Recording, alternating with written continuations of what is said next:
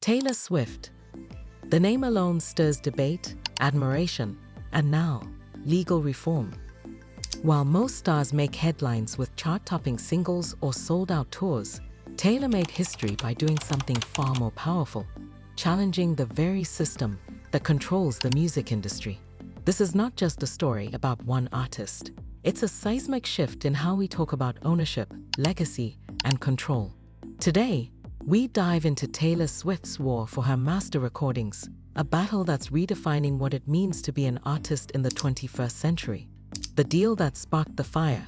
At the core of this saga is a basic but crucial music industry practice. Record labels typically own an artist's master recordings. In Taylor Swift's case, her first 6 albums were owned by Big Machine Records, the label that signed her when she was just 15 years old. Like many young artists eager for a break, she signed a standard deal that gave the label ownership of her masters. This meant every time her early music was streamed, played in commercials, or sold in any format, the profits and creative control stayed with the label, not her. In 2019, everything changed. Big Machine was acquired by talent manager Scooter Braun's Ithaca Holdings. To Taylor, this wasn't just a business transaction, it was deeply personal. She claimed she had long-standing issues with Braun, including incidents of bullying and manipulation, and was completely blindsided by the sale. Worse still, she said she was denied a fair and transparent opportunity to buy back her masters before the deal went through. The backlash was immediate and intense. Taylor took to social media to publicly denounce the acquisition, describing it as her worst-case scenario. Her statement ignited a firestorm across the music world. What might have remained a private contract dispute exploded into a global conversation about artist rights, ownership, and power in the music industry. A legal and ethical battleground. What made this situation extraordinary was how public and how strategic Taylor's response was. She didn't just express outrage, she crafted a calculated campaign. She mobilized her fans, fellow musicians, and even lawmakers, turning her personal contract dispute into a larger dialogue about fairness in the music industry. Taylor used her voice to highlight a recurring pattern: young artists signing away their creative legacy in exchange for a shot at fame. But unlike many who came before her, Taylor had the platform, the influence, and the business savvy to fight back on her own terms. Big Machine, on the other hand, maintained that Swift was fully aware of her contractual obligations and insisted that she was being offered a fair path to regain control by re-signing with the label and earning back one album at a time.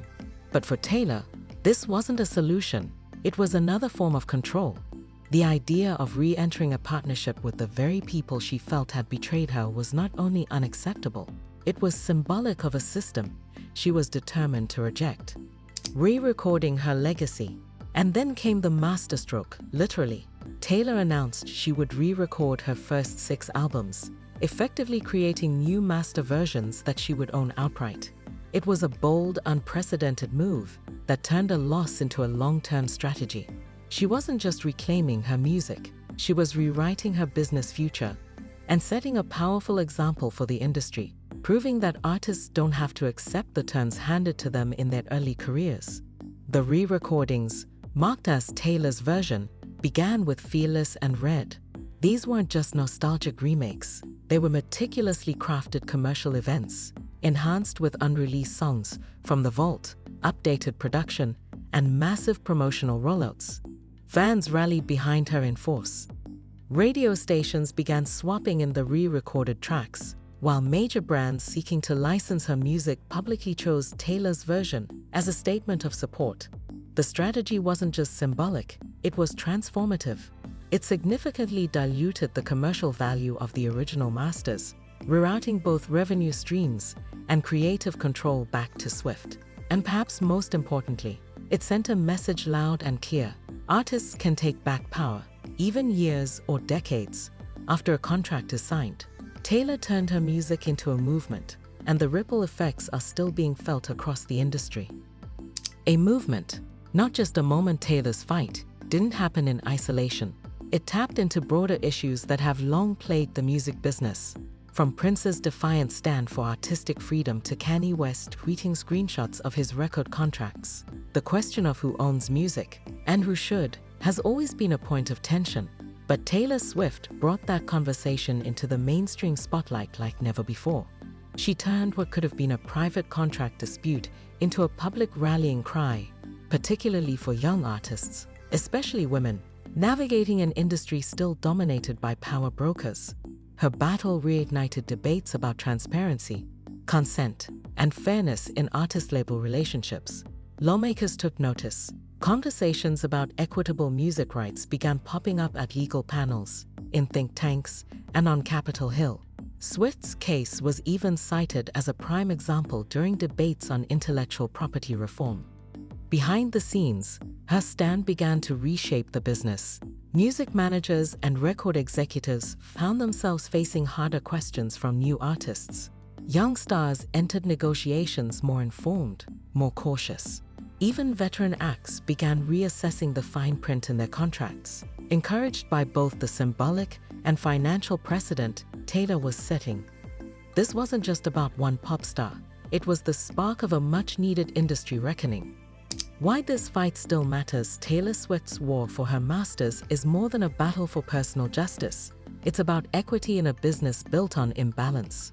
It's about an artist taking a stand against a system that too often values contracts over creativity and profits over people. At its heart, it's about challenging the long-held notion that the rights to an artist's most personal work, their voice, their words, their story, should belong to corporations rather than the creators themselves. In an era where musicians rely heavily on streaming revenue, touring, and brand partnerships just to maintain financial stability, ownership has become not just a privilege, but a form of protection. For many artists, controlling their masters can be the difference between building a legacy and becoming a cautionary tale. Taylor didn't just change the conversation, she reframed it. She shifted the narrative from "that's just how it works" to "why does it have to work this way?" Her boldness has inspired not only musicians, but creators in all forms, authors, filmmakers, designers, to reevaluate their own contracts and speak up. Even those unfamiliar with her discography now recognize her fight as a cultural flashpoint, a rare intersection where celebrity meets systemic reform. She's made one thing undeniably clear: your story, your work, your voice should belong to you. And that message is reverberating far beyond the charts. Taylor Swift's master rights war isn't just a headline. It's a historic blueprint for artistic freedom in the age of algorithms. What are your thoughts? Should all artists re-record their catalogs to regain control?